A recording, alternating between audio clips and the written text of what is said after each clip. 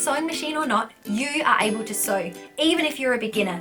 Today I'm going to teach you the 4 main hand sewing techniques that you need, and with these skills you should be able to sew any of the basic projects that you need to do. We're going to be covering a basting stitch, a slip stitch, back stitch, and an invisible stitch. These are the most common and most useful stitches that you will need to know. This is going to be a beginner friendly guide, so don't feel intimidated. I'm going to go right down to the basics and teach you step by step how to do each of these skills. If you're new here, then welcome. My name is Marie, and this channel here is all about motivating mums to make and to mend. And I really hope that as you watch this, you feel inspired to mend some things around your home or to use these skills to make something new. If you're interested in just watching one particular stitch, have a look in the description down below. I've written out the times you can skip forward to so that you can find the stitch that you're looking for. We're ready to start our stitching, so let's get making. Mama size.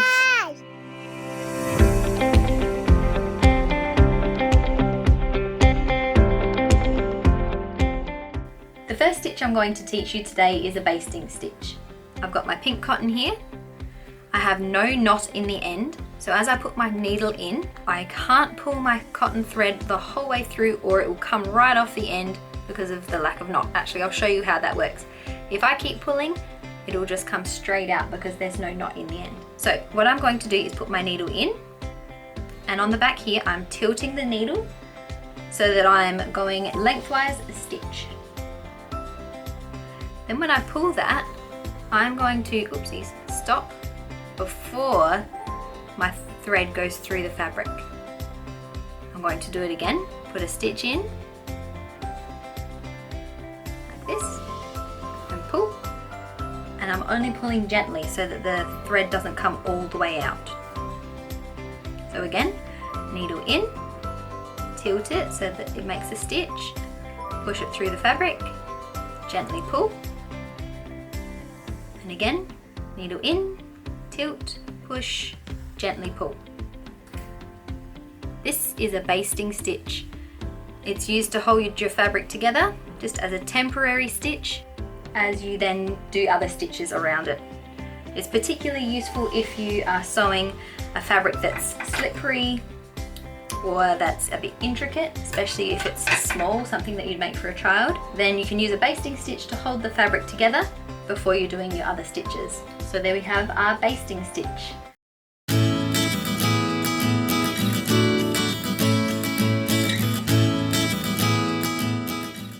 The next stitch we're going to learn is a slip stitch. So I have here some blue cotton that I'll be doing a slip stitch with.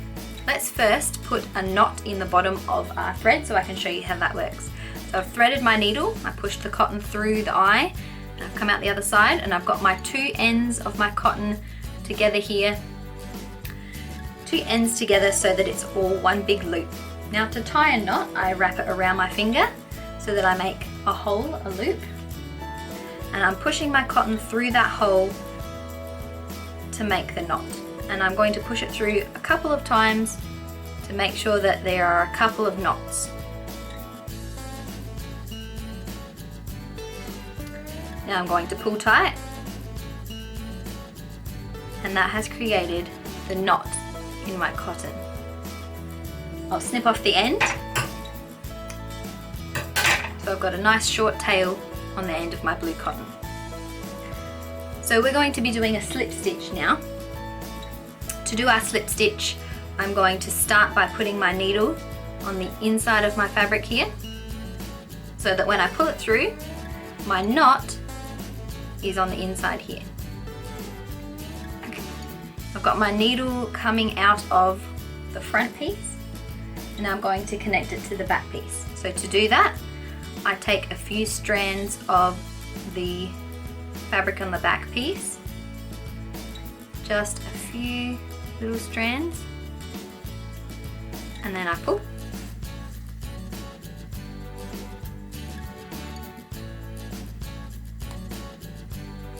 And then I'm going to put my needle in the same hole, or as close to it as possible, that came out on that front part. And I'm going to make a little stitch by going up through the white again and pull. I'll show you a few more times. So again, my needle is coming out of this front fabric, I'm going to pick up a few strands of back fabric directly in line with where my needle is coming out and pull. And then I'm going to put my needle back in the same hole again and do a stitch so that it comes up out of that hole, out of that front part, and pull. So you can see my little blue stitches just here. If I was using a cotton that wasn't such a contrasting colour, you wouldn't be able to see the stitches, it's quite invisible. So on the front you can only see those two little pin pricks there. I'll show you a few more. So I go along and pull, and then pick up a few strands and pull. As you're feeling more confident, you could do both of those steps at the same time, so I'll show you that next. So I could pick up some of the strands of the back fabric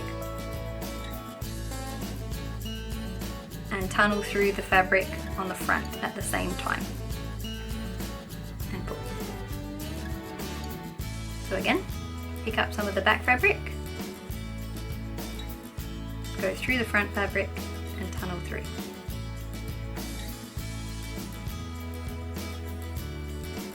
As you can see, our slip stitch is holding it nice and firm, a bit more firmly than the basting stitch was, and it's quite invisible on both sides.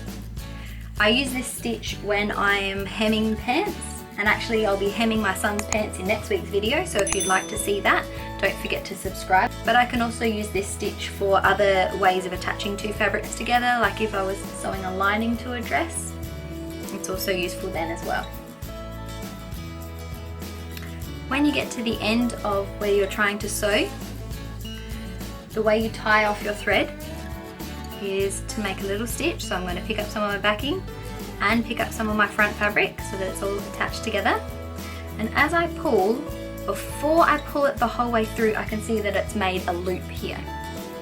I'm going to insert my needle through that loop a couple of times, and that will create a knot when I pull it tight.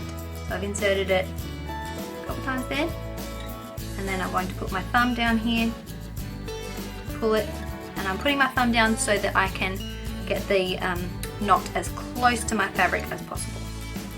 Pull, and there's my knot. Then I will cut off my excess thread, and there we have it. So this here is our slip stitch.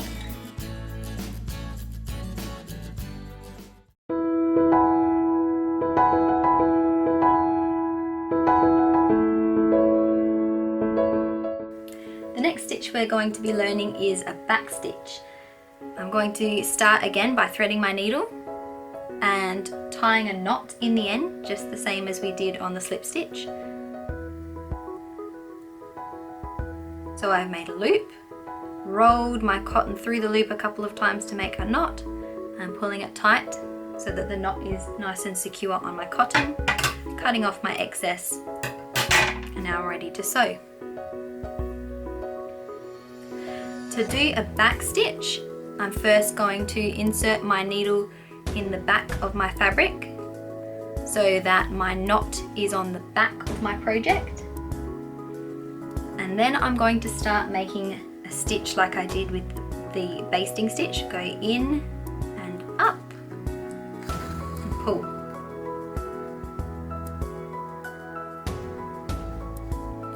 So at the moment I have one little yellow stitch on the front and the same on the back. What I want though is for my stitches to be touching each other with no gaps, because that'll make it a nice strong stitch. So to do a back stitch, we start like this, and the next step is to put my needle in the hole that I came out of the previous stitch, and then move my needle past the previous stitch, one stitch length away, so that I'm coming up over here. Let's just make it nice and straight. There we go. And pull.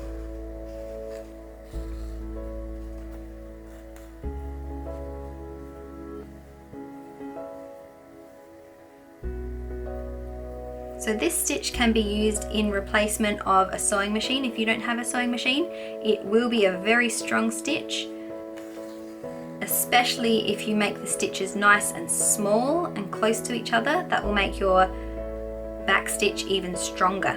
So if I did a stitch nice and small like this, that will make it an even stronger stitch. So I'll show you here.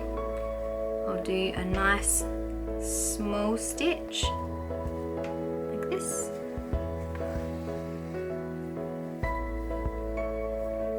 And again, a nice small stitch here. And again, like this.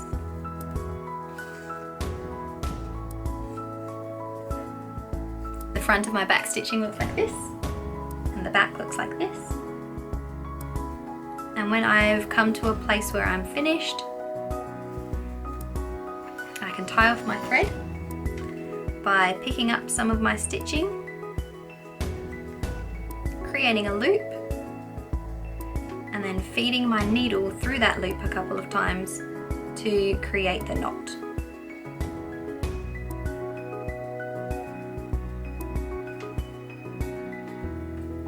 And then we can cut off the excess. And that's our back stitch.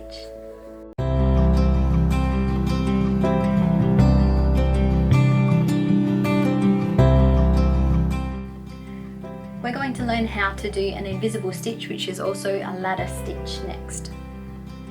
I've got my green cotton here, threaded onto my needle, and I'll tie a knot in the end of my thread, putting it around my finger to make a loop, and then moving that loop, rolling my fingers so that it makes a knot, pulling it tight. And there's the knot in the end of my cotton. I'll cut off the excess. And we're ready to sew our invisible stitch. An invisible stitch is usually used to close over a hole. So I'm going to turn our work inside out to show you how we do it. So here is our hole that we're going to close over using our invisible stitch. I have here my back stitching work, and now I'm ready to close this hole over so it's completely closed.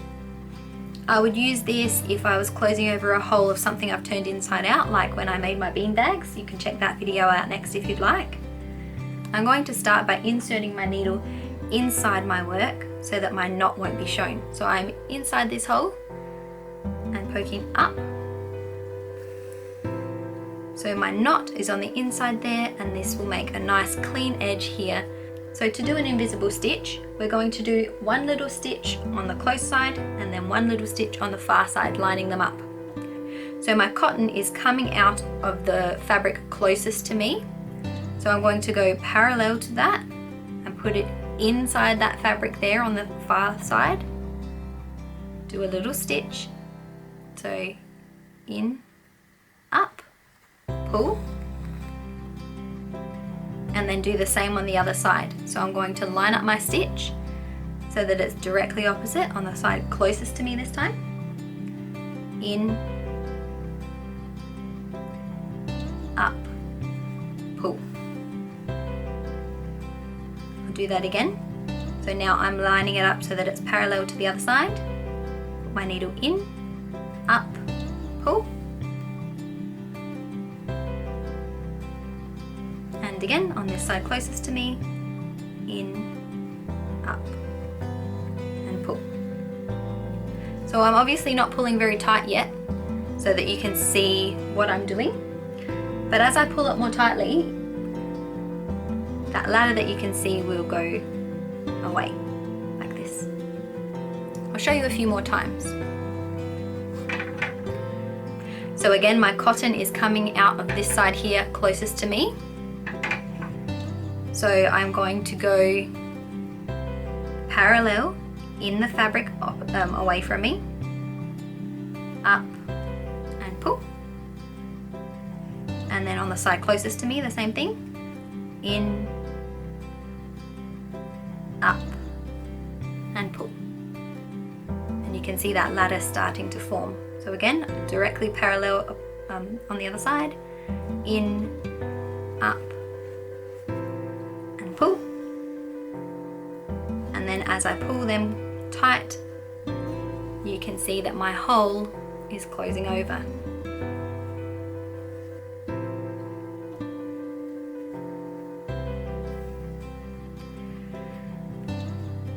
Hand sewing is not my favorite thing. I find it tedious. But I still think everyone should learn how to do it. So here we are. So there you go. I have completely sewn that hole closed. So I have my back stitch on this side, my invisible stitch closing over that hole,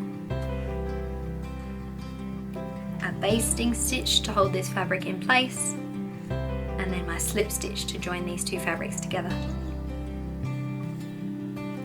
So there you have it. I hope you've enjoyed learning how to do a basting stitch, a slip stitch, a back stitch, and an invisible stitch. If these were helpful skills for you, don't forget to leave this video a thumbs up below, and I'd really love for you to subscribe as well. Next week, I'll be using these hand sewing techniques to mend some of my kids' clothing. And even if you don't have kids, I'm sure this will be helpful for you because we all need to mend our clothes at some point. Thank you so much for watching. Go get creative, and I'll see you next time.